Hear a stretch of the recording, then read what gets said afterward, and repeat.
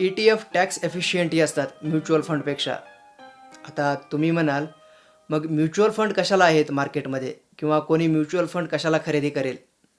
तर सर्वच mutual fund ETF पेक्षा खराब परतावा देतात असं नाही. तर खूप सारे म्युच्युअल फंड ETF पेक्षा चांगला परतावा देतात.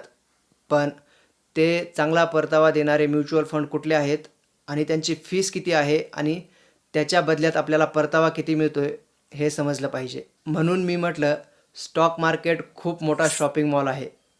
आपल्या आपल्या परीने आणि आपल्या आपल्या समजेनुसार खूप सारे पर्याय उपलब्ध आहेत आणि ETF त्यापैकीच एक आहे.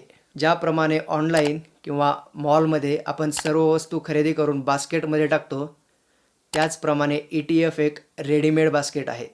तुम्ही स्वतः खरेदी आणि विक्री करू शकता.